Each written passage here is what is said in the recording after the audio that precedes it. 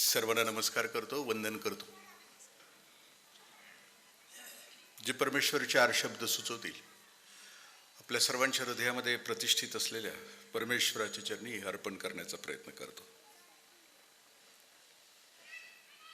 750 वर्षापूर्वी महाराष्ट्रामध्ये एका थोर संतांनी जन्म घेतला. ज्ञानदेवे रचिला पाय असं म्हटलं. उत्तर भारताची भूमी आहे ती अवतारही पुरुषांची भूमी आहे आणि दक्षिण भारतामध्ये संत जन्माला आले. दोघांचं कार्य एकच आहे. संतांचं जन्माला येणं कधी असतं? नाथ महाराज असं म्हणतात की धर्माची वाट मोडे, अधर्माची शीग चढे, तै आम्हा येणे घडे जड जीवा उद्धरणे. म्हणजे माणूस नावाची जात ज्या वेळेला जनावरासारखी जगते, तिच्या हृदयामध्ये लालसा, लोभ, अहंकार ज्या वेळेला जास्त होतो, त्यावेळेला जगावं कसं हे सांगण्यासाठी संत आमच्यासाठी येतात. आम्ही वैकुंठवासी आलो याची कारणाचे, बोलिले जे ऋषी साच भावे वर्ताया. म्हणजे संतांचं येणं आमच्यासाठी का असतं? आम्ही वैकुंठामध्ये होतो, बरे होतो, पण यासाठी आलो की माणूस नावाची जी सर्वश्रेष्ठ जात प्राण्याची, ती ज्या वेळेला जगणं विसरते, जनावरासारखी जगते, त्यावेळेला ऋषी संत जसं जगून गेले तसं जगणं शिकवण्यासाठी आम्ही आलो, आमचं कार्य केलं. माऊली स्वतः सांगतात की मी का आलो जन्माला, मी का इथं आलो, पुन्हा माझं कारण काय येण्याचं? ते असं म्हणतात की अवघाची संसार सुखाचा करीन, आनंदे भरीण तिने लोक. संतांच्या येण्यामध्ये आणि आपल्या येण्यामध्ये फरक असतो. संतांना आपण का आलो, कोणतं कार्य करायचं आयुष्यभर, हे सगळं माहीत असतं. त्यामुळे येणं, आमच्यामध्ये राहणं, रमणं आणि निघून जाणं हे त्यांना माहीत असतं. आम्ही का आलो? आमच्यासारख्या सामान्य जीवानं, म्हणजे माझ्यासारख्या, आपण सगळे महान आहात, माझ्यासारख्या सामान्य जीवाला मी का जन्माला आलो? मला या 3.5 हाताच्या देहानं आयुष्यभर करायचं काय, कोणतं कार्य करायचं आहे आणि कधी निघून जायचं हे मला माहीत नसतं. कारण आमचं काम एकच असतं की दुसऱ्याच्या कामाच्या आडवं पडणं, एवढंच एक आयुष्यभर काम असतं. त्यामुळे आम्हाला आमचं नेमकं काम काय आपल्याला कळत नाही. माऊली सांगतात की अवघाची संसार सुखाचा करीणं, आनंदे भरीण तिने लोक. आणि आम्ही असं म्हणतो की अवघाची संसार एकट्याचाच करीनं, बाकीच्यांची वाटच लावीन, हा फरक असतो. म्हणजे आपल्या संसाराची उंची इतकी वाढली पाहिजे, तुमच्या माझ्या संसाराची, की ज्या कारणासाठी आम्ही जन्माला आलो ते कारण माहीत झालं पाहिजे. आम्हाला आयुष्य कसं जगावं, म्हणजे संतांचं आमच्या आयुष्यामधलं स्थान जागविती, शिकविती आणि सांभाळिती असं आहे. संत आम्हाला जाग करतात, संत आम्हाला शिकवतात आणि संत आम्हाला सांभाळतात. माऊली म्हणतात की जाग करणं या शब्दाचा अर्थ काय, की ज्या माणसाची वृत्ती आयुष्यभर पशुसारखी आहे, खा प्या आणि मजा करा, eat drink and be happy, हे दिल मांगे मोर, तो जीवन जगतच नाही, जनावरासारखा जगतो आणि मरतो असं म्हटलं. पण जाग झाल्यानंतर त्याचं जीवनामध्ये परिवर्तन होतं. जसं म्हटलं जातं की वाल्या ही अफवा होती आणि वाल्मिकी हे सत्य असतं, की ज्या वेळेला महान संत नारद भेटतात, तसं आम्हाला आमच्या आयुष्यामध्ये संत काय यावेत आमच्या आयुष्यामध्ये. मला सुद्धा असं वाटत राहतं की मी देशमुखाच्या घरात जन्माला आलो, माझे वडील आमदार होते, आणि जर संत साहित्याची भेट नसती झाली तर मी सुद्धा असा जगलो असतो. म्हणजे माझी भाषा सुद्धा खा प्या मजा करायचीच असते. पण ज्यावेळेला ज्ञानेश्वरी, ज्या वेळेला गाथा, ज्या वेळेला भागवत, संत साहित्य वाचतो, त्यावेळेला लक्षात येतं की नक्की जीवनाचा अर्थ काय. माणसं साधारणतः 4 कारणासाठी जन्माला येतात. पहिलं कारण आहे लॉ ऑफ इव्हॉल्युशन नावाचं, क्रमविकासाचा सिद्धांत. म्हणजे 6व्या अध्यायामध्ये 42व्या श्लोकाला भगवान श्रीकृष्णांना प्रश्न विचारतायत, अर्जुन, की भगवंत आम्ही सन्मार्गानं या माणसाच्या जन्मामध्ये जगतो आहोत, आम्ही साधना करतो आहोत, आम्ही पवित्रतेचा प्रवास करतो आहोत, आणि तू भेटला नाहीस, या जन्मामध्ये तुझी भेट नाही झाली, साक्षात्कार नाही झाला, तर मग त्या जीवाचं काय होतं पुढं? भगवान श्रीकृष्ण सांगतात की शुचिनाम श्रीमतान गेहे योग भ्रष्ट बीजायते. त्या जीवाचा जन्म पुढच्या जन्मामध्ये तो शुचिनाम श्रीमतान गेहे, पवित्र आणि शुद्ध घरामध्ये त्याचा जन्म होतो आणि तिथून पुढे त्याची राहिलेली साधना तो पूर्ण करतो आणि आयुष्याच्या यथार्थतेला पोहोचतो. काही माणसं लॉ ऑफ जस्टिस म्हणजे एकमेकाची जिरवण्यासाठी जन्माला येतात. मग ते घरात असू द्या किंवा दारात असू द्या. काही माणसं law of attraction and repulsion ऋणानुबंधाच्या सिद्धांतानं जन्माला येतात आणि संतांचं जन्माला येणं असतं लॉ ऑफ नेसेसिटी. जगाच्या गरजेसाठी, आमच्या गरजेसाठी ते जन्म घेतात, जगून दाखवतात वाणीनं कृतीनं. आणि माऊलींचं आयुष्य बघितलं तर 21 वर्षाच्या आयुष्यामध्ये इथं जोपर्यंत पृथ्वीवर चैतन्यावस्थेमध्ये होते, चैतन्यावस्थेमध्ये आहेतच ते, पण शरीरात असताना 21 वर्षाच्या आयुष्यामध्ये जे जगले, आम्हाला जे दाखवलं आणि नंतर संजीवन समाधी घेतल्यानंतर आमच्यासाठी ज्ञानेश्वरी नावाचा ग्रंथ दिला. हा ग्रंथ आहे. या ग्रंथामध्ये आपण आज जो विषय घेत आहोत की त्याचं पसायदान, एक विश्वात्मक प्रार्थना आहे, एक खूप व्यापक, खूप विशाल अशी प्रार्थना आहे. या ज्ञानेश्वरी नावाच्या ग्रंथामध्ये नेमकं काय आहे याच्याविषयी संत श्रेष्ठ नामदेवराय सांगतात की काय या ग्रंथामध्ये काय आहे, का वाचायचा हा ग्रंथ. संत श्रेष्ठ नामदेवराय असं म्हणतात की 56 भाषेचा केलासे गौरव, भवार नाव उभी केली. माऊली ज्या कालावधीमध्ये या मृत्यूलोकामध्ये होत्या, त्या कालावधीमध्ये 56 भाषेमध्ये परमेश्वराच्या प्राप्तीचं जे ज्ञान विखुरलं गेलं होतं, ते सगळं विखुरलेलं ज्ञान एकत्र केलं. परमार्थाच्या प्राप्तीचे मार्ग आणि परमार्थाच्या प्राप्तीनंतर माणसाचं आयुष्य कसं असतं याचं उत्कृष्ट दिग्दर्शन या ग्रंथामध्ये केलं. 56 भाषेचा केलासे गौरव, भवार नाव उभी केली. भव म्हणजे इच्छा आणि अर्णव म्हणजे सागर. या ग्रंथामध्ये इच्छेच्या सागरामध्ये ज्ञानेश्वरी नावाची नाव उभी केली असं म्हणतात. आपण सगळ्यांनी बघितलं, उठल्यापासून झोपेपर्यंत आपल्या मनामध्ये खूप इच्छा आहेत. तरुण पोरगा असला तर त्याला असं वाटतं की ॲपल 17 मला मिळेल कधी. जे जे दिसेल डोळ्यानं, जे जे कानाला ऐकू येईल, जे जे जिभेला चव घ्यावंसं वाटेल, अशी प्रत्येक इच्छा उठल्यापासून झोपेपर्यंत आमच्या मनामध्ये येते. जोपर्यंत इच्छा आहे तोपर्यंत आमच्या आयुष्याची तडफड आहे, वाताहत आहे. इच्छा संपली की तो साक्षात्कार आहे. मग इच्छा संपवायची असेल आम्हाला, इच्छा जर आम्हाला त्रास देत असेल, आमच्या आयुष्याची रखरख करत असेल, आमच्या आयुष्याची भगभग करत असेल, आम्हाला उद्ध्वस्त करत असेल इच्छा,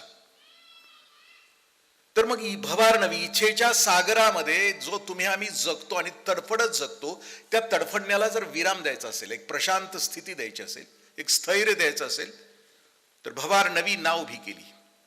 इच्छेच्या सागरामध्ये ज्ञानेश्वरी नावाच्या ग्रंथाची नाव उभी केली. भगवद्गीतेच्या 750 श्लोकांच्या वर 9999 ओव्यांचा हा ग्रंथ आहे.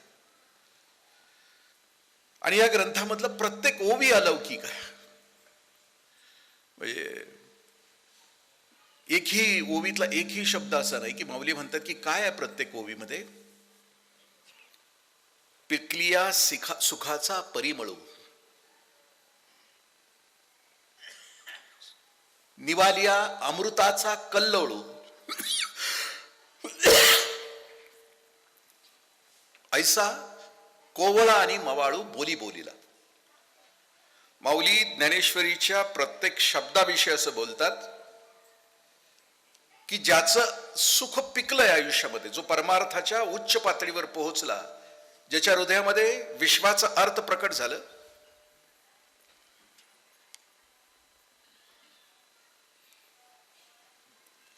पिकलिया सुखाचा परिमळ असं म्हटलं. त्याचा सुगंध, निवालिया अमृताचा कल्लोळू. अमृत शांत झाल्यानंतर ते जसं असतं तसं, आणि कोवळं आणि मवाळ असं बोलल्या. पुढे माऊली असं म्हणतात की अजून हा विषय, इच्छा आणि इच्छापूर्ती आपण आपल्याकडे बघितलं तर इच्छा आणि इच्छापूर्तीचं गणित काय आहे? दिवसामध्ये माझ्या मनात 100 इच्छा जर निर्माण झाल्या असतील तर त्याच्यातल्या 2च इच्छा माझ्या पूर्ण होतात. अखंड आयुष्य इच्छा साठत राहतात. गुरुदेव रवींद्रनाथ टागोर असं म्हणतात की what I want it in my life that I do not get it, and what I get it that I do not want it. म्हणजे मला माझ्या आयुष्यामध्ये जे हवं होतं ते मला कधी मिळालंच नाही, जे मिळालं ते मला नको होतं. आपल्याला मिळाले पै पाहुणे गण गोत सगळे, बघा की तुम्हाला पाहिजे ते आहेत का सगळे आजूबाजूला, भावकी गावकी आपल्या मनाप्रमाणे मिळालेत का बघा की. आपल्याला जर विचारून खाली पाठवलं असतं तर आम्ही जन्म अडाणी अंबानीच्या घरात मागितलं असतं, पण ते तसं नाही ना. मग हा इच्छेचा सागर, भवार नवीन नाव उभी केली. हा इच्छेचा सागर संपवण्यासाठी ज्ञानेश्वरीच्या ग्रंथाचं प्रयोजन केलं. पुढे ते असं म्हणतात की श्रवणाचे मिसे बैसावे येऊनी साम्राज्य भुवनी सुखी नांदे. नुसतं ज्ञानेश्वरी नावाचा ग्रंथ ऐकण्यासाठी तरी आहे. मग काय होईल? संत श्रेष्ठ नामदेवराय या ग्रंथाविषयी असं सांगतात, श्रवणाचे मिसे बैसावे येऊनी साम्राज्य भुवनी सुखी नांदे. म्हणजे तो सुखी झाल्याशिवाय राहणार नाही सांगतात. संत श्रेष्ठ नामदेवरायांनी ज्ञानेश्वरी नावाच्या ग्रंथाविषयीच खूप छान आणखी 4 चरण आहेत, त्याच्याकडे आपण जात नाही, आपण पसायदानाकडे जात आहोत. आता माऊली स्वतः या ग्रंथाविषयी काय म्हणतात? या ग्रंथामध्ये काय आहे? ऐसा वाग्विलास विस्तारू गीतार्थेशी विश्वंभरू आनंदाचे आवारू मांडू जगा. हा वाणीचा विलास आहे. हा वाणीचा विलास मी कशासाठी केला की या विश्वाच्या भोवती मला एक कुंपण घालायचं आणि त्या कुंपणाच्या आत मधल्या सगळ्यांना मला सुखी करायचं, आणि त्यासाठी मी ज्ञानेश्वरी नावाच्या ग्रंथाची रचना केली. असं ग्रंथ आमच्यासाठी लिहिला. म्हणजे माऊलींना त्यावेळेला काळजी होती की हा ग्रंथ ज्या वेळेला निर्माण झाला त्यावेळेला प्रसंग, 2 महत्वाचे प्रसंग आहेत. पैठणमध्ये माऊलींनी चमत्कार, ह्या 4 भावंडांनी चमत्कार केला. रेड्यामुखी वेद वदविले, आईवडिलांच्या विषयीची जी कृतज्ञ होती ती व्यक्त केली, आणि पैठण नगरीतून ही 4 भावंड परत निघाली. आळंदीच्या दिशेला जात असताना अख्खी पैठण नगरी या 4 लेकरांना घालवायला गोदावरी नदीच्या काठाला आली होती. बैलगाडी तयार करण्यात आली होती, आणि बैलगाडीच्या बैलाचे दोर निवृत्तीनाथ महाराजांच्या हातामध्ये होते. मध्ये सोपान काका आणि मुक्ताई होत्या, पाठीमागं माऊली बसले होते. नदी पार झाली, आणि पार झाल्यानंतर अचानक माऊली बैलगाडीतून त्या उतरल्या आणि त्या गोदावरी तटाला एका खडकावर जाऊन बसल्या. नाथ महाराजांच्या लक्षात आलं, निवृत्तीनाथ महाराजांच्या लक्षात आलं की माऊलींच्या अंतःकरणामध्ये नेमकी कोणती खळबळ आहे. ते उतरून आले, माऊलींच्या जवळ उभे राहिले, आणि आता ते असं त्यांना म्हणतायत, ज्ञानोबा, आजपर्यंत अध्यात्माचं ज्ञान ही काही लोकांची मक्तेदारी होती. एकाच भाषेमध्ये हे ज्ञान दिलं जात होतं, पण जो समाज आहे, अख्खा समाज, शेवटच्या समाजापर्यंत परमेश्वराच्या प्राप्तीचं ज्ञान उपलब्ध नव्हतं. ते काही लोकांची मक्तेदारी होती. आता तू इथून पुढं तुला हे कार्य करावं लागेल की परमेश्वराच्या प्राप्तीचं ज्ञान जगासाठी तुला उलगडून द्यावं लागेल, आणि ते मराठीमध्ये सांगावं लागेल. तिथून पुढं ही 4 भावंड चालत नेवास्याला आली. नेवास्याला आल्यानंतर त्या दिवशी ही 3 भावंड एका बाजूला होते आणि माऊली ध्यानस्थ बसले होते, आणि आता काय करायचं, ज्ञान जगासाठी द्यायचं आहे त्याचं चिंतन करत होते. आणि ते चिंतन करत असताना सच्चिदानंद नावाचा त्या गावचा नागरिक जो होता, तो नागरिक त्याचा त्या दिवशी मृत्यू झाला होता आणि तो चितेवर होता. आणि सच्चिदानंदाची बायको त्या दिवशी सती जाणार होती. सती जात असताना त्या कालावधीमध्ये ती माऊली हातामध्ये चुडा, कपाळाला मळवट, हिरवं लुगडं, आणि मग ती जायची चितेवर, आपल्या पतीचं प्रेत आपल्या मांडीवर घ्यायची आणि मग तो अग्नीचा डाग दिला जायचा. पण त्याच्या अगोदर स्मशानामध्ये जेवढे उपस्थित आहेत त्या प्रत्येकाला ती नमस्कार करायची. नमस्कार करता करता करता माऊली जिथं ध्यानस्थ बसल्या होत्या तिथं ती आली आणि तिनं नमस्कार केला. माऊलीने डोळे मिटलेले होते. हातातल्या चुड्याचा आवाज आल्याबरोबर माऊलींच्या मुखातून आशीर्वाद बाहेर पडला, सौभाग्यवती भव. हा आशीर्वाद असल्यावर, ऐकल्यावर सच्चिदानंदाच्या बायकोच्या मुखातून हुंदका बाहेर पडला. जिच्या पतीचं प्रेत चितेवर आहे आणि आता आशीर्वाद तर हा महापुरुष देतो आहे, सौभाग्यवती भव, हे कसं शक्य आहे? माझ्या मायबापानो, संत श्रेष्ठ का असतात की त्यांना त्रास जरी दिला तरी ते आशीर्वादच देतात. ते बदला घेत नाहीत, ते द्वेष करत नाहीत, ते मत्सर करत नाहीत. आमची नुसती गायछापची पुडी जरी भेटली नाही तर आम्ही शिव्या देतो. तपकिरीची डबी जरी आपल्याला मिळाली नाही तर दिवसभर आम्ही शिव्या देतो, हातावर हात घासतो. संतांच्या मुखातून कायम आशीर्वादच बाहेर पडतात आणि म्हणून ते म्हणतात की सौभाग्यवती भव.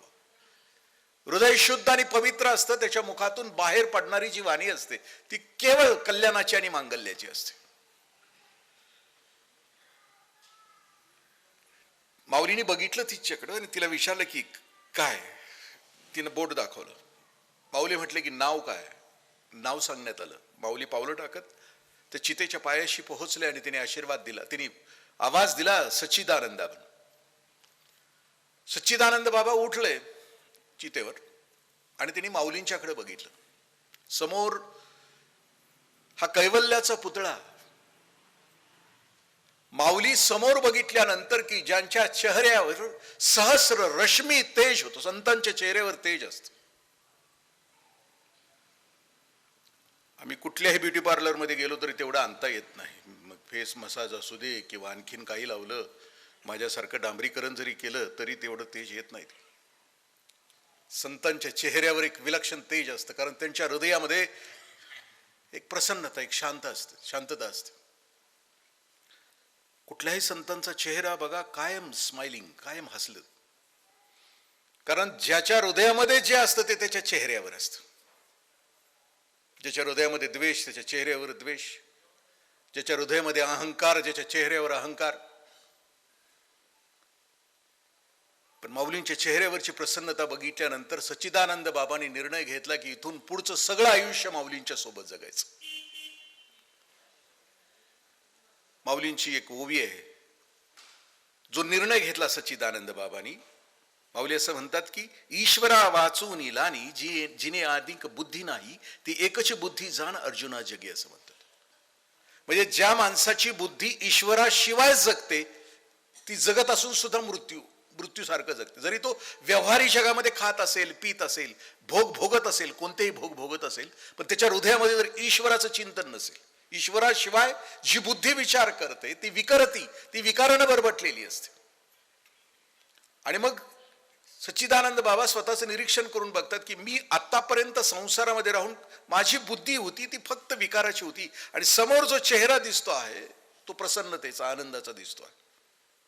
आणि मग त्या दिवशी संध्याकाळपासून त्या पेसाच्या खांबाला टेकून 18 दिवस प्रवचनांची ही मालिका रोज त्या नेवासे नगरीमध्ये संपन्न झाली. या ग्रंथाची निर्मिती झाली.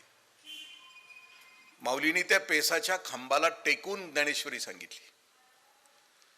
ज्याच्याकडे पाठ केली माऊलींनी त्याचं सुद्धा मंदिर होतं.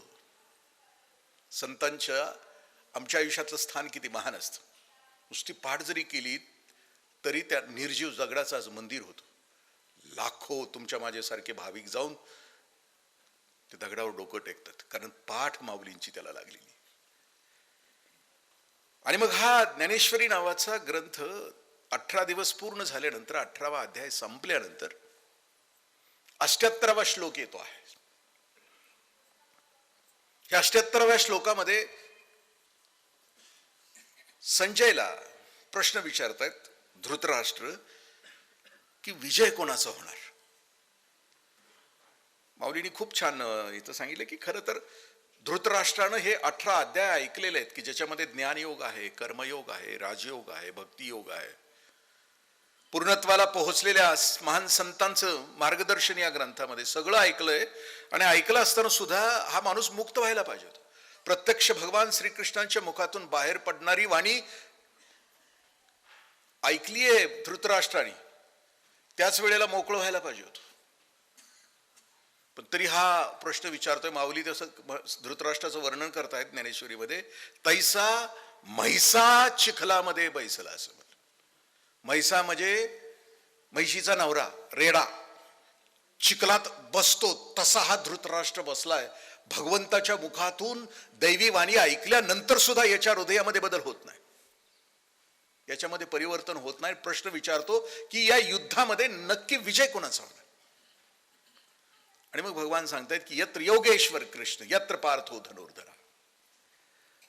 म्हणजे ज्याच्या आयुष्यामध्ये भगवान श्रीकृष्ण आहे आणि ज्याच्या बाजूला भगवान श्रीकृष्ण आहे, ज्याच्या आयुष्यामध्ये अर्जुन आहे. अर्जुन म्हणजे रुजुता.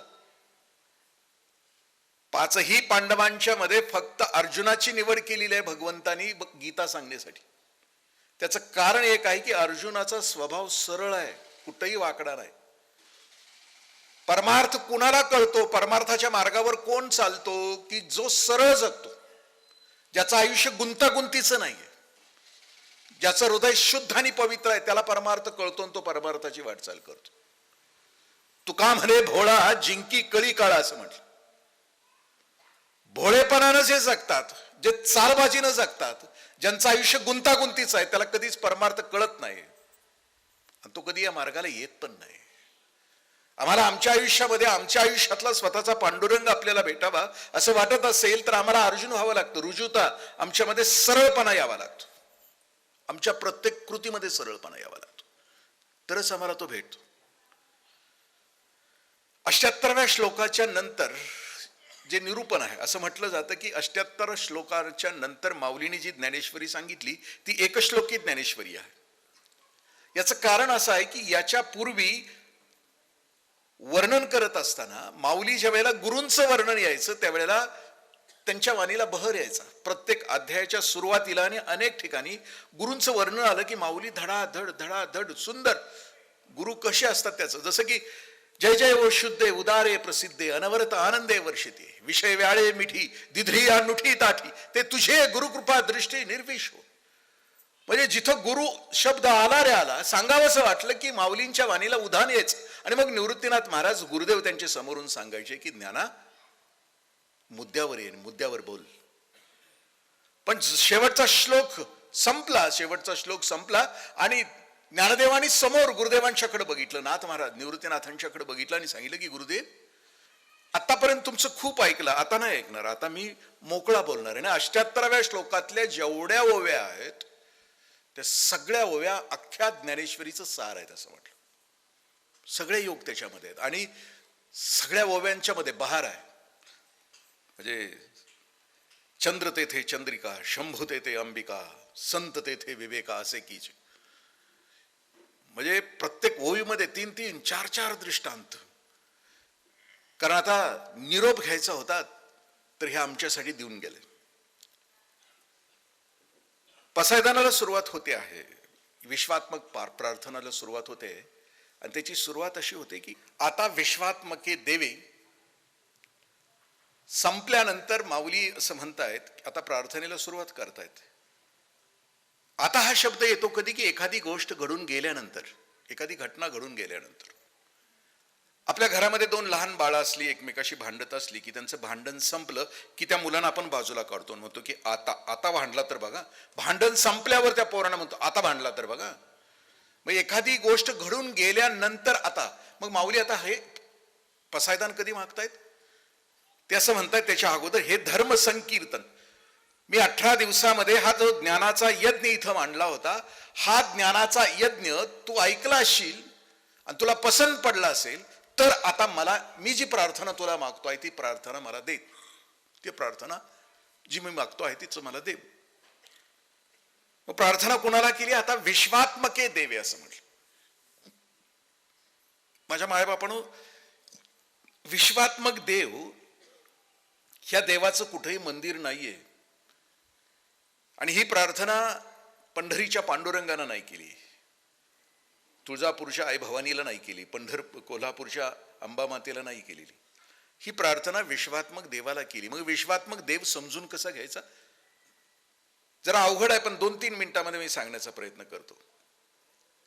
हे विश्व किंवा तुमचं माझं जगणं 2 गोष्टीवर चालत असतं. त्याला कार्यकारण भाव असं म्हटलं. मग एखादं कार्य पूर्ण व्हायचं असलं तर त्याला 2 कारणं लागतात. उदाहरणार्थ, मातीचा घडा बनवायचा असेल तर कुंभार लागतो आणि माती लागते. मातीचा घडा बनवणं हे जर कार्य असेल तर ह्या कार्याच्या पूर्ततेसाठी कुंभार आणि माती दोन्ही लागतं. पण वैशिष्ट्य असं आहे की कार्य पूर्ण झालं की जो कार्य पूर्ण करतो तो तिथं राहत नाही. म्हणजे कुंभार तिथं राहत नाही. घडा तयार झाल्यानंतर फक्त माती तिथं राहते. कुंभार हे निमित्त कारण आहे आणि माती हे उपादान कारण आहे असं म्हटलं. दुसरं उदाहरण आपण समजून घेण्याचा प्रयत्न करू. सोन्यापासून सोन्याचा अलंकार तयार करणं हे जर कार्य असेल तर तिथं सोनार आणि सुवर्ण या 2 कारणांची आवश्यकता आहे. पण अलंकार तयार झाल्यानंतर सोनार तिथं असत नाही. कार्य पूर्ण झाल्यानंतर ज्यानं ते कार्य पूर्ण केलं तो त्या कार्यामध्ये असत नाही. आता हा विश्वात्मक देव समजून घेताना हे विश्व आपण सगळ्यांनी, तुम्ही आणि मी जे आता बोलतोय त्या शब्दाकडे लक्ष घेऊन कल्पना करा. आपण ज्या ठिकाणी आता बसलो आहोत नंदवाळला, थोडस विचार केला तर ही आपली जी सूर्यमालिका आहे, की ज्या सूर्यमालिकेतला हा आपला पृथ्वी नावाचा ग्रह आहे, अशा अनंत कोटी सूर्यमाला या ब्रह्मांडामध्ये आहेत. अनंत कोटी, की ज्याची आपण मोजदाद करू शकत नाही.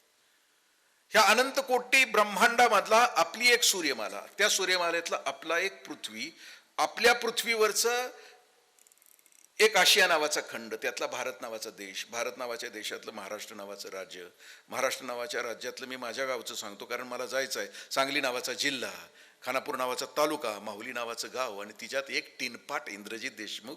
ह्या काना एवढं सदन आहे, मस्ती किती. हा विश्व आणि हे ब्रह्मांड तयार करत असताना अनंत, तुम्ही कल्पनाही करू शकत नाही की याच्या वर, या आभाळाच्या वर, या ढगाच्या वर छत आहे का कुठं? नाही ना. अनंत कोटी, कल्पनेच्या पलीकडचं. मग हे विश्व तयार केल्यानंतर त्याला लपता येणार नाही ना, कारण हे कार्य महत् कार्य, खूप मोठं कार्य आहे विश्व तयार करणं. त्याच्यात त्याला लपता येत नाही. तो सर्व ठिकाणी उपलब्ध असतो, म्हणून त्याला विश्वात्मके देवे असं म्हटलं. तो नाही अशी जागा नाही, ऐसा रिता ठाव नाही असं संत म्हणतात, की अशी मोकळी कुठली जागा नाही की तिथं तो नाही. म्हणजे जे आपल्याला आपण पाप करतो ना, आपल्याला असं वाटतं की आपल्याला कुणी बघत नाही, पण त्याचा सीसीटीव्ही अशी या ब्रह्मांडामध्ये जागा नाही की त्याचा सीसीटीव्ही नाही. शक्यतो पाप हे अंधारात आणि एकांतात होतं, पण तिथं सुद्धा एकांत नसतो. त्या विश्वात्मके देवे असं म्हटलं. त्या विश्वात्मक देवाच्या चरणी ही प्रार्थना. विश्वात्मके देवे येणे वाग्यज्ञे तोषावेस. माऊली म्हणतात की हा जो वाणीचा यज्ञ मी 18 दिवस केला, त्याच्यावर हा तुम्हाला पसंत असेल तर तोषोनी मज द्यावे पसायदान असं म्हटलं. तोषोनी म्हणजे आनंदानं. माऊली खूप सुंदर बोलतो, जे काही तुम्हाला द्यायचं असेल आयुष्यामध्ये ते आनंदानं द्या, उगं कुरकुरत देऊ नका. म्हणजे 4 प्रकारचं दान असतं. एक कुरकुरत केलेलं दान, आम्हीच पावती फाडायची का प्रत्येक वेळेला, दुसरं कुणी गावलं नाही का. 4th क्लास दान. 3rd क्लास दान, 10 रुपयाची गरज असताना 5च रुपये देणं. 10 रुपये देऊ शकत असतं, दानत असते. माऊली असं म्हणतात की जेथ संपत्ती आणि दया ही दोन्ही वसती एकची ठाया, ती माझी विभूती जाण धनंजय असं म्हटलं. दानशूर व्यक्तीविषयी काय म्हटलं जातं की संपत्ती आहे आणि दया आहे. बऱ्याचशा ठिकाणी संपत्ती असते पण दया नसते. ते आपल्या पैशावरच नाग होऊन बसलेलं असतं. बहीण आली की बहिणीला फणा मार, भाऊ आला की भावाला फणा मार, आणखीन कोण आला की फणा मारत बसते. संपत्ती आहे पण देण्याची दानत नाही. 2 नंबरचं दान की जे दान दिल्यानंतर, दान देत असताना पावती नका फाडू असं. फरशी दिली तर फरशीवर नाव नका काढू, पावती फाडूच नका, देऊन टाका. 2 नंबरचं दान, दान देत असताना गुप्त दान द्या. मी बऱ्याच वेळेला सांगत राहतो की मी बीडीओ असताना असले मंच बांधले, स्मशान शेड बांधले, तेव्हा कॉन्ट्रॅक्टर यायचे आमच्याकडे आणि ते मला म्हणायचे की साहेब त्या कोणशिला आहेत ना, त्या कोणशिल्यावर तुमचं नाव लिहू का म्हणायचे. मी म्हणायचो नाही लिहायचं. ते म्हणायचे का नाही लिहायचं. मी त्यांना म्हणायचो की लिहू नका, तुमच्या कोणशिला खूप खाली असतात आणि त्याच्यावर माझं नाव लिहिलं आणि तर कुत्र्याला ते कळत नाही की बाबा हे इंद्रजित देशमुखचं नाव आहे आणि ह्याच्यावर कार्यक्रम. माणसाला हौस दांडगी, नावाची हौस दांडगी. दान देत असताना कुठल्याही नावाची उत्तर भारतामध्ये एक सुफी संत होऊन गेले, रोज सकाळी 1 तास दान करायचे, पण दान देत असताना डोळ्याला पट्टी बांधायची, मान खाली घालायचे आणि दान दिल्यानंतर ते दान द्यायचे याचकाला. कुणीतरी विचारलं की रहमान गर्दन क्यों झुकाता है, पट्टी क्यों बांधता है. रहमान खान असं म्हणतात की देनहार कोई और है. आणि मी पट्टी यासाठी बांधतो की मी ज्याला मदत करतो आहे तो उद्या जर माझ्या समोर आला तर मला मस्ती येईल, मला अहंकार होईल की मी केलेल्या गरजेमुळं याचं आयुष्य सुखानं चालू आहे. मला अहंकार निर्माण होईल, मला अहंकार नको आहे मी दिलेल्या गरजेमुळं. 2 नंबरचं दान. आणि 1 नंबरचं दान की जे दान दिल्यानंतर एखाद्याचं आयुष्य उभं राहतं, कल्याण उभं राहतं. 1 नंबरचं दान त्याला असं म्हटलं. माऊली म्हणतात की तोषोनी मज द्यावे बसाय दान. आनंदानं जे काही द्यायचं असेल ते आनंदानं, कुरकुरत द्यायचं नाही. नाथ महाराजांनी म्हणजे एकनाथ महाराजांनी महाराष्ट्रामध्ये वासुदेव नावाची संस्था स्थापन केली की जो सकाळी आपल्या सगळ्यांच्या दारामध्ये पाठीमागच्या पिढीपर्यंत येत होता, पहाटेचा यायचा. नाथ महाराजांना माहित होतं की रात्री झोप झाली माणसाची की तो प्रसन्न असतो, आनंदी असतो, सगळ्या पापाची निचरा झालेला असतो रात्री झोपेमध्ये आणि तो सकाळी प्रसन्न असतो, म्हणून सकाळी तो दान मागायला यायचा. वासुदेवाची जी रचना आहे नाथ महाराजांनी केलेली त्याच्यातलं पहिलं चरण दान पावलं असं आहे. आणि नाथ महाराज असं म्हणायचे की सकाळी जे ऐकतो आपण तेच आपल्या कानामध्ये दिवसभर घुमत राहतं आणि म्हणून वासुदेव संस्था निर्माण केली. म्हणजे सकाळी सकाळी माणूस प्रसन्न असतो त्यावेळेलाच ते दान घ्यावं. आपल्या दारामध्ये जे कोणी मागायला येतात ते सकाळीच येतात, दुपारनंतर येत नाही, कारण त्यांना माहीत असतं हे एकदा ह्याचं डोकं चढलं, सूर्य वैर चढला की ह्याचं टकुरं चढतं, हे देणार नाही हे त्यांनाही माहीत असतं. सरकारी अधिकाऱ्याकडनं सुद्धा काम करून घ्यायचं असलं तर सकाळी सकाळीच जावं, दिवस संपल तसं जाऊ नये त्याच्याकडं. तोषोनी मज द्यावे. ते म्हणतात की आनंदानं द्यावं. म्हणजे कसं, माझ्या आया बहिणींना माहिती आहे, आजपर्यंत आया बहिणींनी आपल्या दुधामध्ये किंवा आपल्या चहामध्ये साई कधी दिली नाही. दूध दिलं असेल आपल्याला तर साई दिली आहे का बघा, तुम्हाला आठवते का बघा, जी जुनी पाणी लोक आहे आपल्या चहात साईचा तुकडा आलाय का कधी बघा, आजपर्यंत देत नाहीत. फुकून फुकून. एक सत्पुरुष गेले घरी एका, त्या आईनं दूध देण्याचा प्रयत्न केला, दूध तापवलं, ते दुधात देत असताना त्या दुधात ती साईचा लचका पडला तसं ती असं केलं. ती दूध घेऊन बाहेर आली. ते सत्पुरुष म्हटले आई नको, मला तुझं हे नको दूध. ती म्हटली का? ते म्हटले घेतलं असतं का आई, पण त्याच्यात तुझा मिसळलाय, तुझ्या त्याच्यात लुस.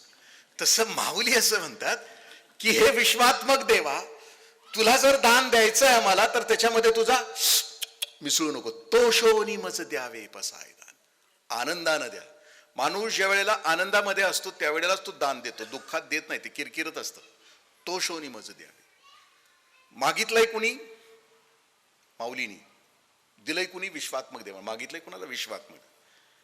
आपण भुरटे काय मागतो? देवाच्या दारामध्ये एक भिकारी त्या दिवशी बसला दिवसभर, त्याच्यात हाटलीत कुणीच टाकलं नाही, कारण आपण आत जातानाच चप्पल एकदा त्या बाजूने एकदा ह्या बाजूला ठेवतो, कारण झिजलेली चप्पल सुद्धा देवाच्या दारात वाचण्याची शक्यता नसते आपली, इतकी आपण धार्मिक असतो. आत जातो आणि देवाच्या पुढे मागतो. आत जाणारा सुद्धा भिकारी असतो आणि बाहेरचा सुद्धा भिकारीच आहे, दोन्ही भिकारी आहेत, फक्त गुणवत्तेमध्ये फरक आहे. आतला सत्ता संपत्ती पद प्रतिष्ठा मान मागतो आणि बाहेरचा पोटासाठी मागतो. भिकाऱ्यामध्ये आम्ही सगळेच भिकार. आणि आपलं मागणं कसं असतं, कणभर खोबऱ्याचा तुकडा द्यायचा आणि अख्खी पलटण सुखी होऊ दे म्हणून आशीर्वाद मागायचा. आपला व्यवहार कसा चुकीचा असतो, द्यायचं एवढं एवढं खोबऱ्याचा तुकडा आणि म्हणायचं की अख्खी गँगच्या गँग. खूप सुंदर एक वाक्य आहे, हृदयामध्ये ठसवून ठेवा, ज्याला परमार्थामध्ये जायचंय ना.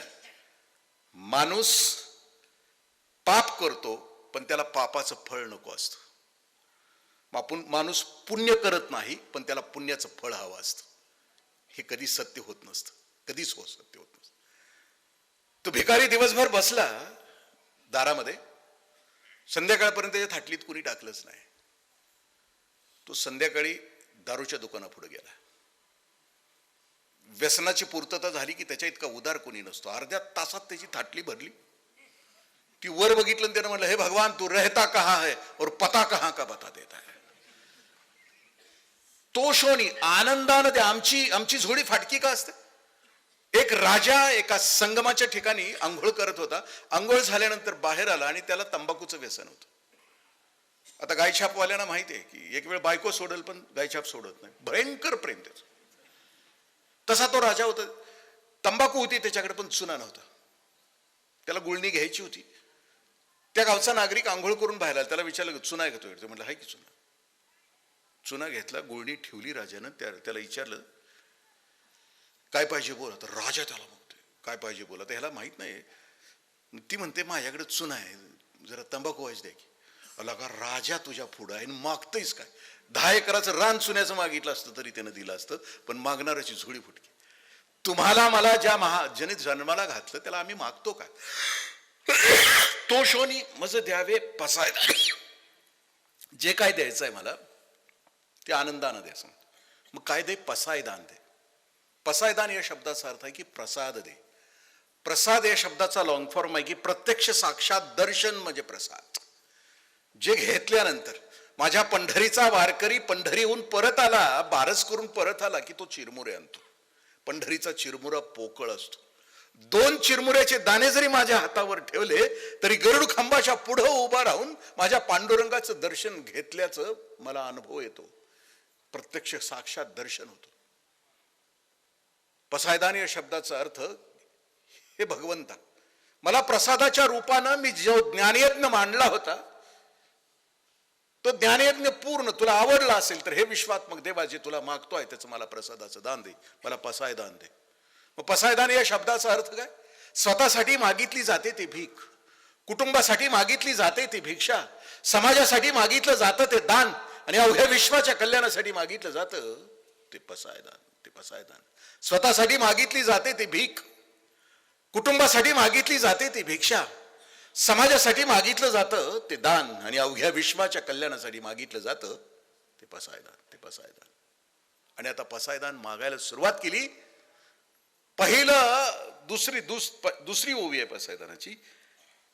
कोणती आहे? जे खळांची व्यंकटी सांडो, तया सत्कर्मी रती वाढो, भूता परस्परे जोडो मैत्र जीवांची. माऊली आता असं म्हणतात की हे विश्वात्मक देवा, जे खळांची व्यंकटी सांगू, या जगातले जेवढे दुष्ट आहेत त्यांची दुष्ट बुद्धी संपू दे. इथं मूळ भगवद्गीतेमध्ये भगवान श्रीकृष्ण म्हणतात की जे दुष्ट आहेत त्यांना मारून टाक, दुष्टानं संपवून टाक. पण ही ज्ञानेश्वरी लिहिली आहे ती आईच्या अंतःकरणानं लिहिली आहे माऊलीने. ते म्हणतात की दुष्ट असला तरी त्याला जगण्याचा अधिकार आहे. त्या दुष्टावर फक्त त्याचा दुष्टपणा काढून टाक. नाग आहे ना, त्याला जगण्याचा अधिकार आहे, फक्त त्याच्या दातातलं विष काढून टाक, दात काढून टाक. इंगळी आहे ना, तिला जगण्याचा अधिकार आहे, फक्त तिच्या नांगीतलं विष काढून टाक. जे खळ आहेत नुसते ह्या जगातले जेवढे आकाज, मॉडर्न शब्द दुष्टाचा आत्ताचा काय? आकाज. आता आका म्हटल्यानंतर तुमच्या लक्षात आला असेल मला काय म्हणायचं. ह्या पृथ्वी तलावरचे जेवढे आका आहेत त्या आकांच्या बुद्धीचा पालट होते. म्हणजे त्यांच्या मनातली दुष्ट बुद्धी संपू दे आणि त्यांचं कशावर प्रेम घडू दे? तया सत्कर्मी रती वाढ. म्हणजे नुसतं त्यांची दुष्ट बुद्धी संपू दे असं नको, तर त्यांचं सत्कर्मावर प्रेम, रती म्हणजे प्रेम जडू दे. तया सत्कर्मी रती वाढ. म्हणजे एखादा दुष्ट असेल तो पालटला. दुष्टाबद्दल का माऊली असं म्हणतात? विवेकानंदांचं एक वाक्य खूप सुंदर आहे. जो पाप सुद्धा करू शकत नाही ना, तो परमार्थ सुद्धा करू शकत नाही. कारण परमार्थावर चालण्यासाठी काळीज लागतं, अंतःकरण लागतं. एखादा काम क्रोध नावाचा विकार ठोकरायचा असला तर हिंमत लागते. म्हणजे पण पाप करणारा जो असतो त्याच्याकडे हिंमत असते. फक्त त्याची पापाची बुद्धी काढली की राहिलेली हिंमत त्यानं सत्कर्माला वापरली तर त्याच्यासारखं दुसरं काम करत नाही. तया सत्कर्मी रती वाढो, त्याचं प्रेम वाढू दे. तया सत्कर्मी. सत्कर्म या शब्दाचा अर्थ काय? की जे कर्म केल्यानंतर छाती फुगते त्याला सत्कर्म असं म्हणायचं, आणि जे कर्म केल्यानंतर छाती दबून जाते त्याला दुष्कर्म असं म्हणायचं. तुम्ही रस्त्यानं निघाला आहात, एखादा हमाल गाडा रेटतो आहे, चढ लागलाय, त्याला घामानं चिंब भिजलाय, तो गाडा त्याला पुढं सरकत नाहीये, तुम्ही गाडी बाजूला लावता, त्याचा गाडा सरकवत सरकवत सरकवत पठारावर नेता, आणि परत तुम्ही तुमच्या गाडीकडे परत येताना त्यावेळेला तुमची छाती उगच फुगलेली असते, काहीच कारण नसतं. तुम्ही एसटी मधून प्रवास करता, एखादी लेकरवाळी तुमच्या शेजारी उभी असते, 2 तासाचा प्रवास असता, तुम्ही उठता, त्या लेकरवाळीला जागा देता, 2 तास तुमच्या पावलांना त्रास होतो, पण तुम्ही आतून प्रसन्न असता, उगाच छाती फुगते. माझ्या मायबापानो, जे कर्म केल्यानंतर परमेश्वरानं सत्कर्म ओळखण्याची खूण तुमच्या माझ्या हृदयामध्ये ठेवली, की जे कर्म केल्यानंतर तुमच्या माझ्या हृदयाचा बॅरोमीटर फुगतो, छाती फुगते, ते सत्कर्म आहे. उभारूनी बाहे विठू पालवीत आहे असं म्हणतात. म्हणजे जे काम केल्यानंतर आतला विठ्ठल हात उंच करून आशीर्वाद देतो, हा लेकरा, ह्याच कामासाठी तुझा जन्म आहे, सत्कर्मासाठी तुझा जन्म आहे, पवित्रतेसाठी तुझा जन्म आहे. तया सत्कर्मी रती वाढू, भूता परस्परे पडो मैत्र जीवांचे असं म्हटलं. मग ही सत्कर्म वाढलेली प्रिय झालेली माणसं, ज्यांचं हृदय शुद्ध झालंय, ज्याच्या मनातलं पाप निघून गेलंय, दुष्टपणा निघून गेलाय, अशी ती माणसं एकमेकाला भेटली तर ती कशी भेटली? तया सत्कर्मी रती वाढू, भूता परस्परे पडो मैत्र जीवांची. ज्यांचं हृदय स्वच्छ झालंय, माझा वारकरी पंढरीत गेल्यानंतर वारीमध्ये एकमेकाला कसं भेटतो? माऊली माऊली माऊली. म्हणजे हृदय शुद्ध असताना एकमेकाला भेटणं ते कसं? मैत्र जीवांचं. मैत्र जीवांचं या शब्दाचा अर्थ एका दृष्टांताने आपण समजावून घेऊ. इंग्लंडमध्ये ॲडिलेड स्टेडियमवर विशिष्ट मुलांच्या स्पर्धा होत्या धावण्याच्या. म्हणजे नीतीनं ज्यांना जन्मताच कान नाही दिले, ज्यांना जीभ नाही दिली, बोलता येत नाही, ऐकता येत नाही, अशा पोरांची धावण्याची स्पर्धा त्या ॲडिलेड स्टेडियमवर होती. 15 पोरं त्या लाईनमध्ये अशी उभी होती. आता शर्यत धावण्याची होती. स्टेडियम खचाखच भरलेलं होतं. सिग्नल दाखवलं, मुलांनी पळायला सुरुवात केली. त्यांना बोलता येत नव्हतं, त्यांना ऐकता येत नव्हतं. पहिला येणारा मुलगा आता सीमारेषेच्या जवळ आला. आता तो सीमारेषा शिवणार. तेवढ्या त्याच्या पावलानं असं जाणवलं की त्याचा 15 नंबरचा मित्र जमिनीवर कोसळलाय. त्याला पडता नाही आलं, तो खाली पडलाय. त्यानं एक पाऊल पुढे टाकलं असतं, त्यानं सीमारेषा शिवली असती, त्याला गोल्ड मेडल पडलं असतं त्याच्या गळ्यामध्ये. टाळ्यांचा कडकडाट त्याच्यासाठी स्टेडियम मधून आला असता. पण त्या पोरानं सीमारेषा नाही शिवली, ते पाठीमागं वळालं. पहिलं, दुसरं, तिसरं 14 लेकरं पाठीमागं वळाली. आणि जे खाली कोसळलं होतं ना, त्याला उठवलं. 15 जणांनी एकमेकाच्या खांद्यावर, त्या 14 जणांनी इकडं 7 इकडं 7, आणि मध्ये त्या लेकराला घेतलं की जे पडलं होतं. आणि एका समान रेषेमध्ये सगळी लेकरं गेली आणि सगळ्यांनी एकाच वेळेला ती सीमारेषा ओलांडली. तिथं कुणाला पहिलं यायचं नव्हतं. मैत्र जीवांचे. अरे मायबापानं ज्यांच्यावर नीतीनं अन्याय केला, ज्यांना ऐकता येत नाही, ज्यांना बोलता येत नाही, त्या लेकरांना कळालं की आमच्यापैकी कोणीतरी पाठीमागं कोसळलंय, तर ती पोरं पाठीमागं वळवतात. तुम्हाला आम्हाला सगळं दिलंय, पण आमच्या आजूबाजूला दुःखांचा डोंगर असताना आमची पावलं तिकडे कधी ओळखत नाहीत. आमचं कसलं मैत्र जीवांचं. माऊली म्हणतात की प्रत्येकाच्या आत मध्ये हा भाव निर्माण होते मैत्र जीवाचा. सगळे सुखी होते या जगामधले. पुढची ओवी. दुरितांचे तिमिर जाव, विश्व स्वधर्म सूर्य पाहो, जो जे वांछील तो तेला हो प्राणी जात. माऊली असं म्हणतात की दुरित म्हणजे पाप, तिमिर म्हणजे अंधार. या जगातला पापाचा अंधार नाहीसा होते. मागणं किती सुंदर आहे. पाप कुठं आहे? तुमच्या माझ्या माणूस नावाच्या जातीच्या अंतःकरणामध्ये पाप आहे. लालसा, मी मगाशी शब्द एक वापरला. आता अख्खं जग लालसेमध्ये आहे. लालसा, सारखी कोणती तरी लालसा आहे. आणि लालसा हे पापाचं मूळ कारण आहे. मग माऊली असं म्हणतात त्या प्रार्थनेमध्ये, या जगातलं दुरित आहे, पाप आहे, त्या पापाचा अंधार नाही सावू दे. दुरितांचे तिमिर जावो, विश्व स्वधर्म सूर्य पाहो. आपल्या वाट्याला आपल्या प्रारब्धानुसार जे कर्म आलेलं आहे ते कर्म मी ताकदीनं शुद्धतेनं पार पाडू दे. म्हणजे स्वधर्म जो बापा तो नित्य यज्ञ जानपा, म्हणून तेथ पापा संचारू नये. माझ्या वाट्याला आलेलं जे कर्म आहे दिवसभरामध्ये, त्याच्यामध्ये कोणतंही पाप करू नकोस. आणि जर तू पाप नाही केलंस तर तुझ्या आयुष्यामध्ये स्वधर्माचा सूर्य प्रकट होईल असं म्हणत. जो माणूस आयुष्यभर प्रामाणिकपणे जगतो त्याच्या आयुष्यामध्ये स्वधर्माचा सूर्य प्रकट, त्याच्या आयुष्यामध्ये स्वधर्माचा सूर्य प्रकट होते. पुढं काय, दुरितांचे तमर जा विश्व स्वधर्म सूर्य पाव, जो जे वांचील तो ते लाहो प्राणी. हे तवा मला वाटायचं लहानपणी ही पसायदान म्हणल्यावर की जो जे वांचील तो ते लाहो, म्हणजे लॉटरीवाल्याला लॉटरी लाहो, मटकावाल्याला मटका, दुर्री तिर्री एक्का सिंगल डबल.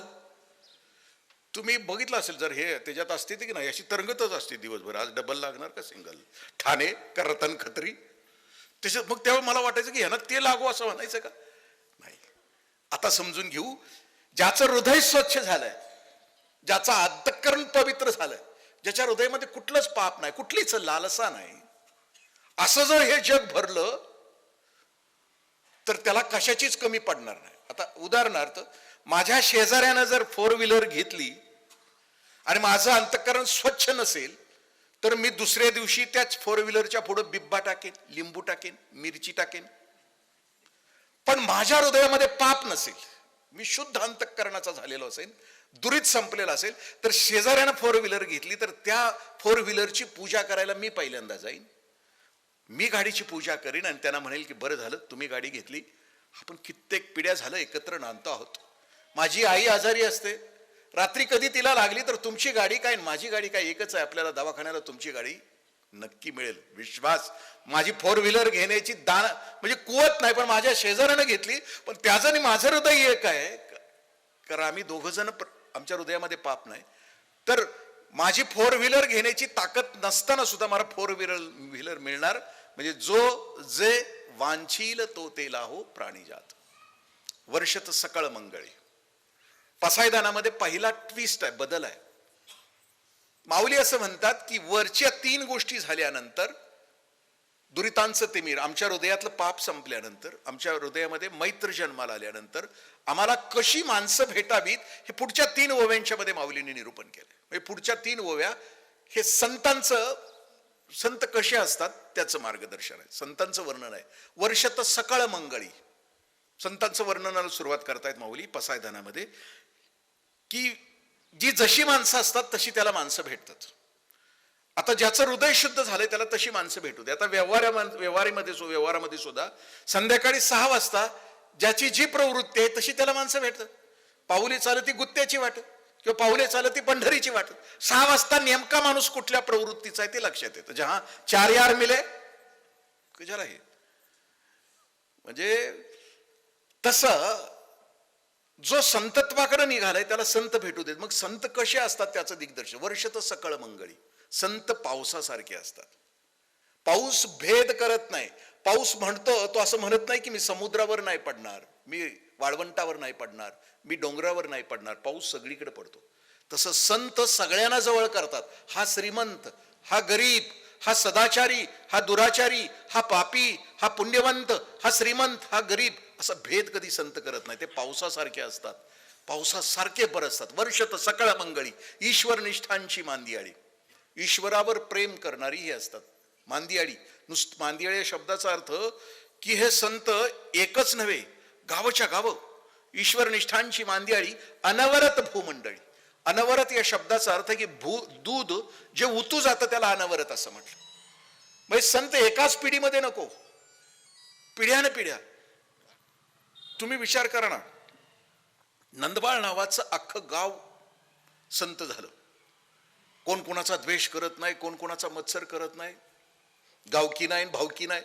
भावकी शब्दाचा अर्थ काय, कुत्र्याला गतीन भावकीला प्रगती सण होत नाही असं त्याला म्हणायचं. आपल्यात द्वेष कोणाचा होतो, भावकीतच होतो ना.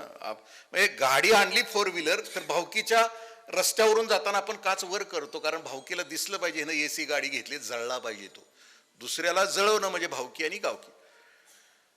त्या म्हणजे वर्षत सकळ मंगळी, ईश्वर निष्ठांची मांदियाळी, अनवरत भूमंडळी. पिढ्यान पिढ्या, प्रत्येक पिढीमध्ये ते संत जन्माला येऊ दे, संत येऊ दे. भेट तू त्या पुढं त्याच्यानंतरची होईल. चला कल्पतरूंचे आरव, चेतना चिंतामणीचे गाव, बोलती जे अर्णव पियुषांचे. कल्पतरू म्हणजे संत आणखीन वर्णन केलंय की चालते बोलते कल्पतरू असतात संत. कल्पतरू नावाचं झाड आहे. हे विश्वामध्ये तसं नाही, हे कल्पनेतलं झाड आहे. कल्पतरूला कसं कसं कसे उपमा कशी आहे माऊलींची? या झाडाखाली तुम्ही बसला की तुम्ही जी कल्पना कराल ती वास्तवात येते. तुम्ही त्या झाडाखाली बसला आणि तुम्ही इच्छा केली की राजपुरोहित मधली डिश येणार का? येणार. तुम्ही इच्छा केली की आता एवढं खाल्लंय टाचून गळ्यापर्यंत तर डनलॉप किंवा कर्लांची गादी येणार का? गादी येणार. हे सगळं कोण करतंय? भूत करतंय का म्हटल्यानंतर भूत पण येणार. हे मला खाणार का म्हटल्यानंतर खाणार सुद्धा. म्हणजे ज्या झाडाखाली बसल्यानंतर तुमच्या कल्पना वास्तवात येतात त्याला कल्पतरू असं म्हणतात. पण माऊली म्हणतात की संत कल्पतरू सारखे असतात. ज्यांच्या जवळ बसलं की तुमच्या मनात आनंदाशिवाय दुसरं काहीच येत नाही. ज्याच्या जवळ, मी माझ्या गुरुदेवांना विचारायचो की संत ओळखण्याची खूण कुठली? की ज्याच्या जवळ बसल्यानंतर उठावंसच वाटत नाही, ज्याच्या जवळ बसल्यानंतर संसार आठवतच नाही. असं कोण असेल? असं झाड कोणतं असेल तर ते संतांचं झाड आहे. चला, कल्पतरूंचे झाड. जर ते झाड आपल्याला आत्ता बघायचं असेल, नुसतं त्याचं प्रतिनिधित्व बघायचं असेल तर प्राजक्ताचं झाड बघा. प्राजक्ताच्या झाडाला भर आलेला असतो.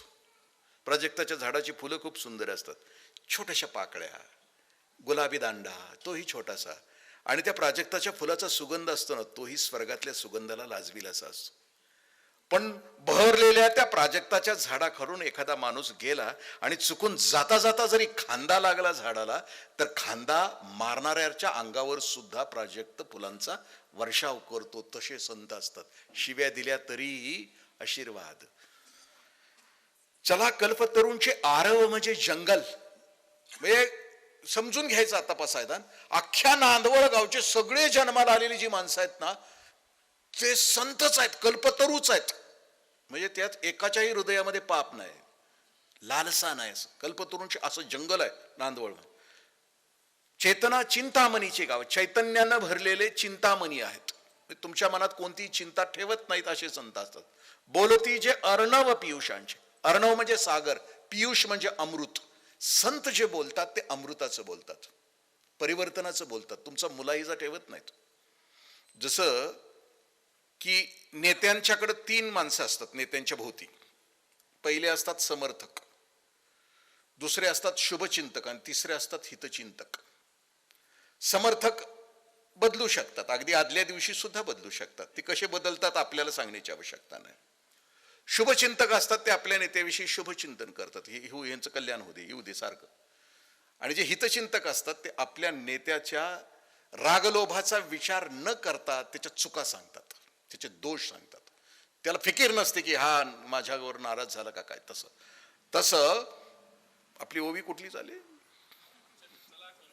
चेतना चिंतामणीची गाव, बोलती जे अर्णव पियुषांची. संत बोलतात, अमृताचं बोलतात. पुढच्याला त्याच्या आयुष्याचं कल्याण व्हावं, त्याच्या आयुष्याचं अमृत तत्व यावं त्याच्या आयुष्यामध्ये, त्याचा मुलाहिजा न ठेवता ते बोलत राहतं. बोलती जे अर्णव पियुषांचे, अमृत देतात. गोड बोलणारे सगळे संत नसतात.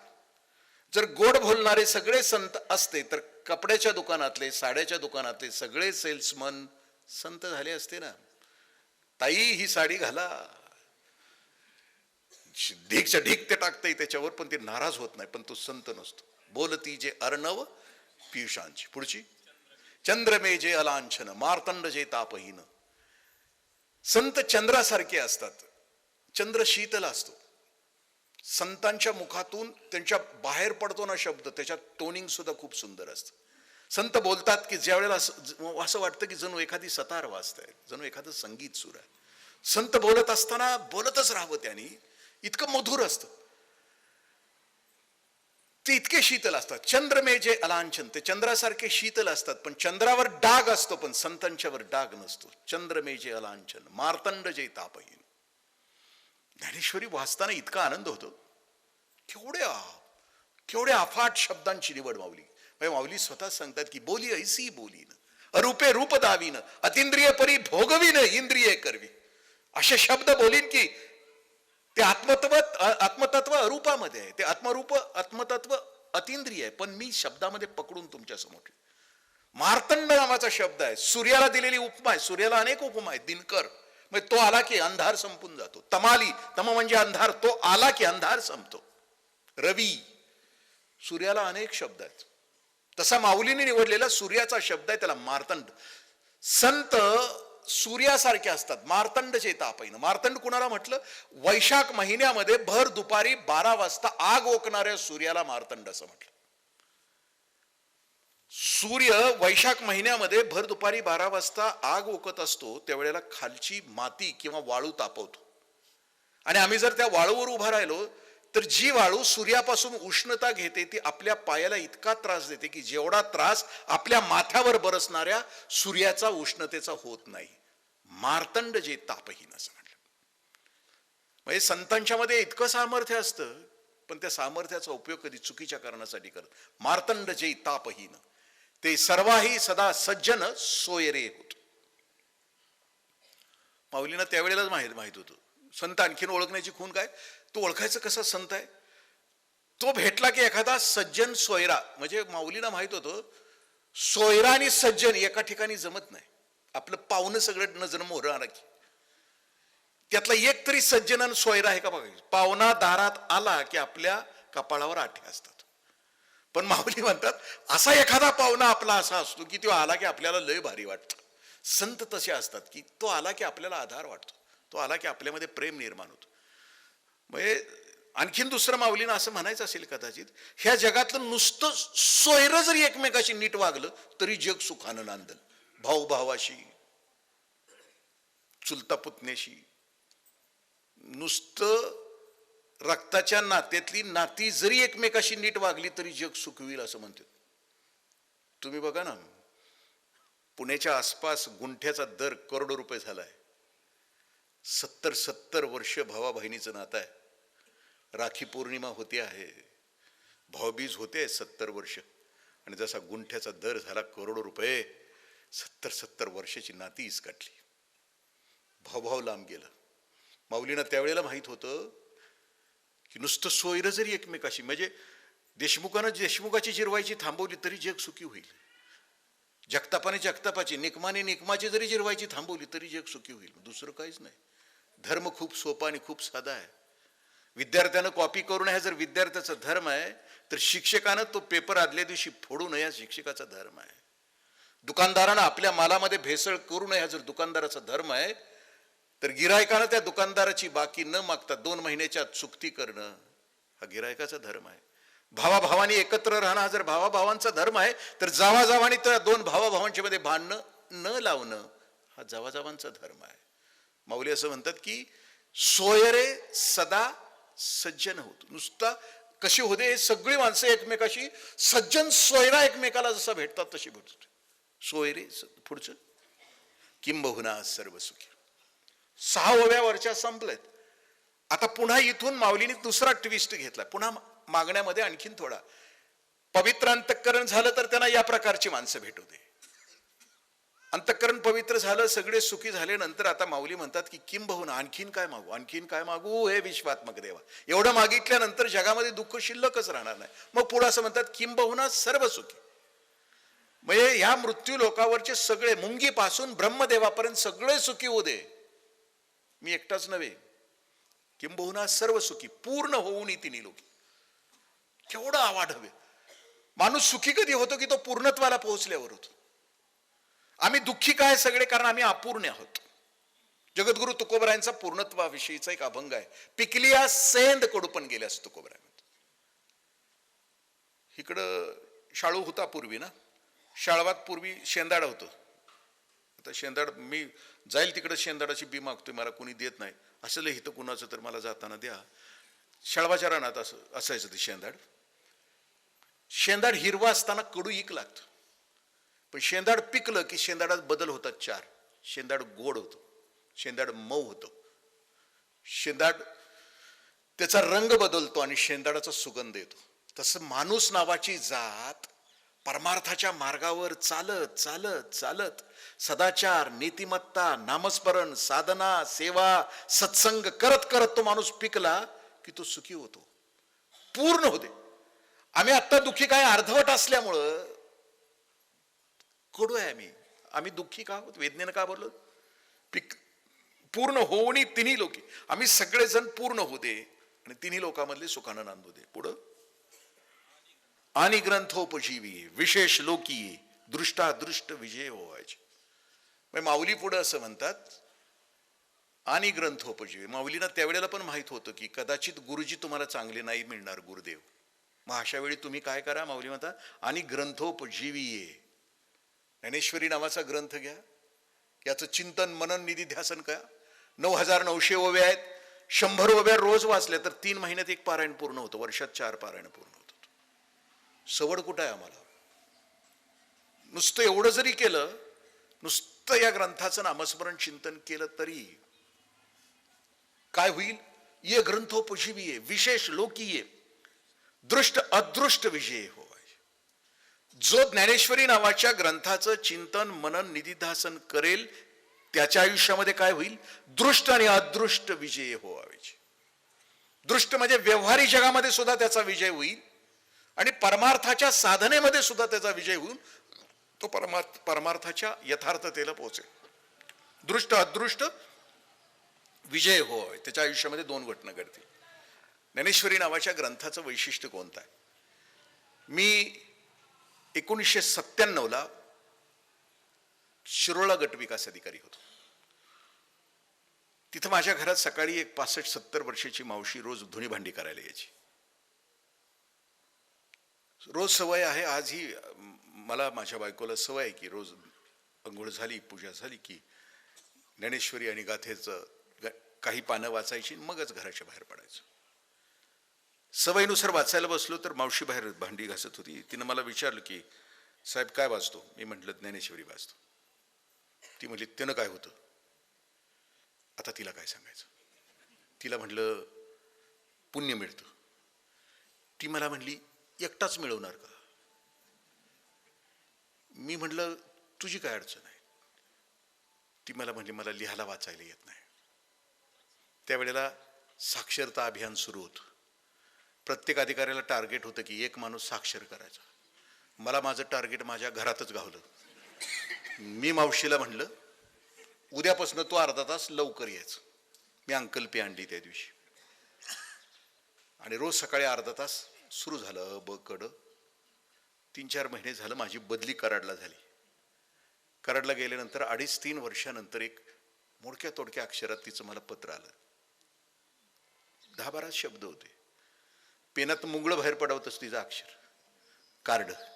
त्या कार्डावर त्या माऊलीनं लिहिलं होतं, साहेबा ज्ञानेश्वरी वाचून पूर्ण झाली, समारोपाच्या कार्यक्रमाला ये, ग्रंथोपजीवी ये, विशेष लोकी ये.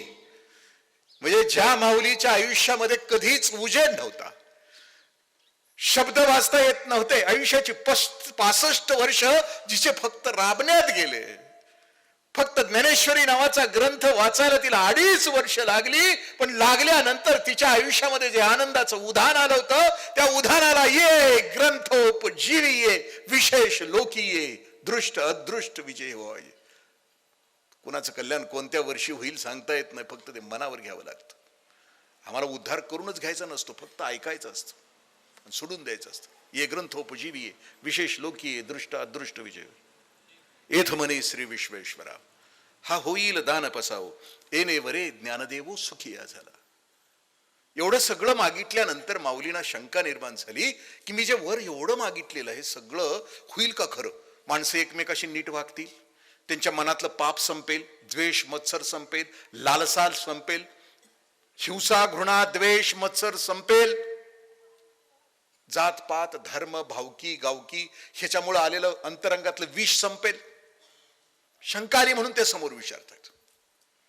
माझ्या मायबापानं या जगामधले जेवढ्या गुरु शिष्यांच्या जोड्या आहेत ना, त्याच्यामध्ये गुरु कायम वर आहे, शिष्य कायम खाली आहे. पण याच्यामध्ये मात्र इथं फक्त शिष्य वर आहे आणि गुरुदेव खाली आहेत.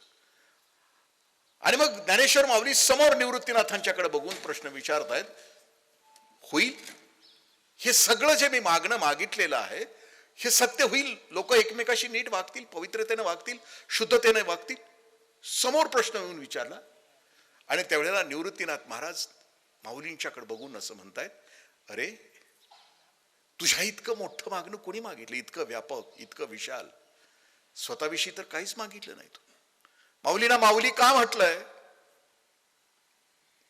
माझ्या घरातल्या कुठल्याही आईला विचारा, मी शेतकरी संघटनेचे नेते शरद जोशींचं चरित्र वाचत होतो.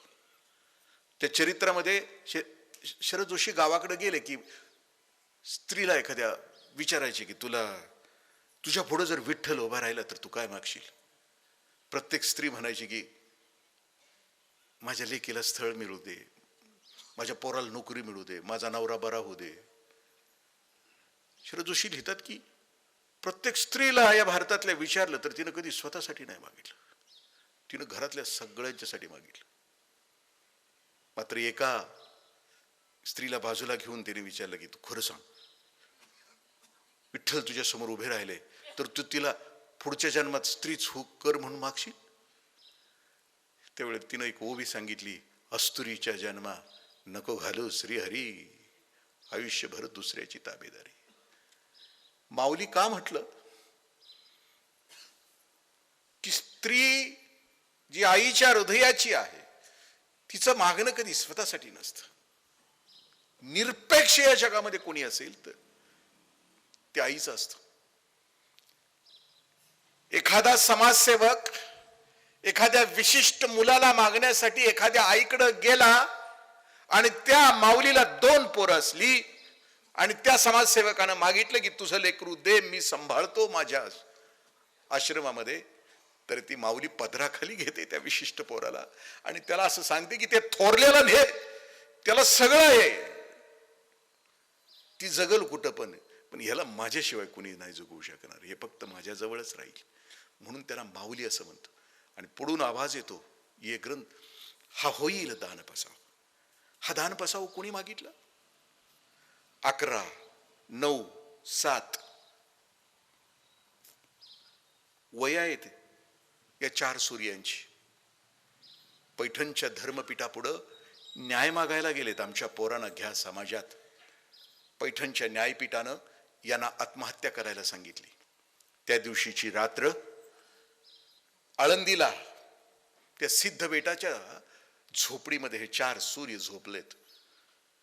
रात्रीचा 2रा प्रहर असेल, आई वडील आले असतील, त्यांनी मोठ्याला उठवलं असेल, निवृत्तीनाथ महाराजांना उठवलं असेल, बाहेर आणलं असेल, एकदा बघितलं असेल त्या पणतीच्या प्रकाशामध्ये त्या चंद्रमौळी झोपडीमध्ये झोपलेली ही 4 लेकरं की ज्या लेकरांच्याकडे बघितल्यानंतर विश्वाच्या निर्मात्याला सुद्धा हेवा वाटावा की अशी लेकरं असावीत.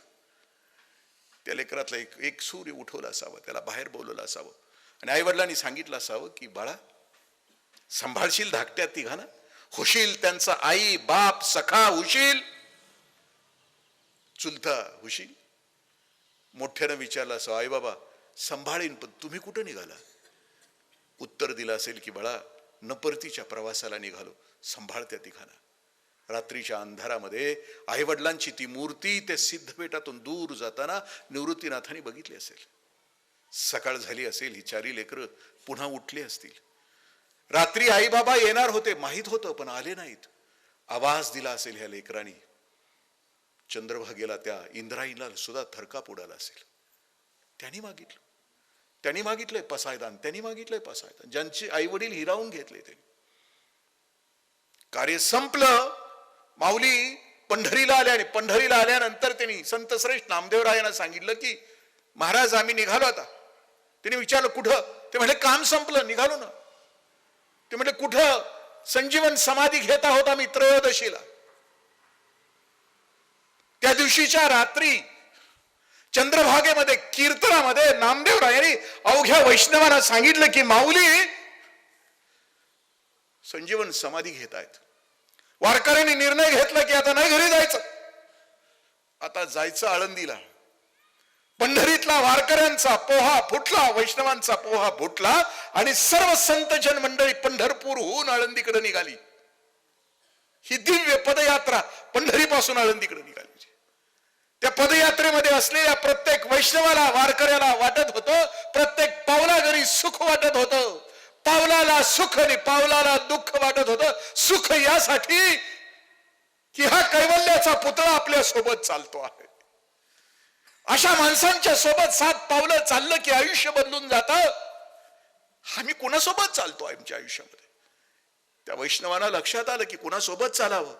सुख यासाठी होतं आणि दुःख यासाठी होतं की पुन्हा पुन्हा ही यात्रा असणार नाही आयुष्यामध्ये. हा पोहळा आळंदीमध्ये आला. नामदेवरायांच्या मुलांनी समाधीपीठ सजवलं. पहाटेच्या त्रयोदशीच्या कालच्या दिवशी माऊली इंद्रायणीमध्ये उतरल्या स्नानासाठी. त्यावेळेला त्या इंद्रायणीला सुद्धा वाटलं की पुन्हा या पावलांचा स्पर्श होणार नाही. इंद्रायणी उचंबळून आली, माऊलींच्या पावलांना स्पर्श केला, पुन्हा स्पर्श होणार नाही. माऊली निघाल्या. जो जो वैष्णव, जो जो वारकरी समोर येत होता, प्रत्येकाचं दर्शन घेत घेत घेत घेत माऊली समाधीपीठाकडे निघाल्या. मुक्ताई धावत आली. शरीर धारण केलंय तर प्रेम असणारच ना, बहीणच होती ती. अडवलं, घट्ट मिठी मारली. ज्ञानोबरायांना म्हटली थांबणार आहे दादा. ज्ञानोबरायांनी धाकट्या बहिणीची वज्र मिठी आपल्या हाताने सोडवली. सोपान काका आले, मोठ्या भावाला मिठी मारली. थांबणार आहे दादा, नको ना जाऊ. बघ तुझ्या शब्दांच्या साठी असुसलेली हृदय बघ, तुझ्या अमृताच्या वाणीसाठी असुसलेली ही मानव जात बघ, थांबणार आहे. तीही मिठी सोडवली आणि आता समाधीपीठाच्या समोर आले. समाधीपीठाच्या समोर एका बाजूला निवृत्तीनाथ महाराज होते, एका बाजूला नामदेवराय होते. तुमच्या माझ्यावर नामदेवरायांचे थोर उपकार यासाठी आहेत की नामदेव गाथेमध्ये, नामदेवरायांच्या गाथेमध्ये समाधीपीठ नावाचं प्रकरण आहे आणि त्या प्रकरणामध्ये नामदेवरायांनी या चारही महान संतांची, या चारही दिव्य पुत्रांची, मुक्ताई सहित सगळ्यांच्या समाधीचं वर्णन आखून ते का हाल लिहिलंय. रनिंग कॉमेंट्री लिहिली आहे. काय काय घडलं, कसं कसं घडत होतं, क्षणाक्षणाचं वर्णन. आणि मग ज्या वेळेला हे दोघं जवळ आले त्यावेळेला निवृत्तीनाथ महाराजांनी मिठी मारली. भाऊ भावाला भेटला, गुरु शिष्याला भेटला. आताचा भाऊ फक्त कोर्टाच्या दारात भेटतो, भाऊ भावाला भेटला. निवृत्तीनाथांच्या मनाची अवस्थेचं वर्णन केलंय. मोठ्या भावाच्या मनाची अवस्था कशी झालीय. संत श्रेष्ठ नामदेवराय अभंगातून सांगतात की हा संजीवन समाधीसाठी ज्ञानोबाराय निघालेत. मग मोठ्या भावाच्या मनाची अवस्था कशी आहे, गुरुदेवांच्या मनाची. बांधल्या पेंडीचा सुटला से आळा, तृण रान माळ उधळती. किती सुंदर अभंगाची ओळ आहे. माऊली नामदेवराय असं म्हणतात की बांधल्या पेंडीचा सुटला से आळा, म्हणजे एखादी पेंडी असावी, वारं यावं आणि ती पेंडी सट्ट दिशी अशी अवकाशामध्ये उधळावी. ती जशी उधळली तशी निवृत्तीनाथांच्या मनाची अवस्था झाली. बांधल्या तळ्याचा फुटलासे पाट, ओघ वारा वाटे मुरडतात. म्हणजे एखादा बांधलेला पाट असावा, तो फट दिशी फुटावा आणि त्यातलं पाणी असं रानमाळ उधळावं, तशी अवस्था मोठ्या भावाच्या अंतःकरणाची झाली. डाव्या बाजूला निवृत्तीनाथ महाराजांनी धरलं, उजव्या बाजूला नामदेवरायांनी धरलं. ज्ञानोबाराय समाधीपीठावर बसले, 9वा अध्याय काढला आणि मग त्या विश्वात्मक देवाला असं म्हणतायत की हे देवा,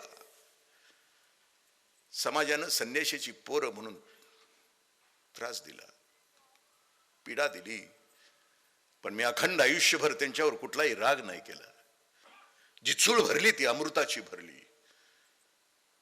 ज्ञानेश्वरीमध्ये एक ही ओवी अशी नाही की जी कुणाला रुतेल, कुणाला डसेल. अखंड आयुष्यभर पुण्याची उधळण केली.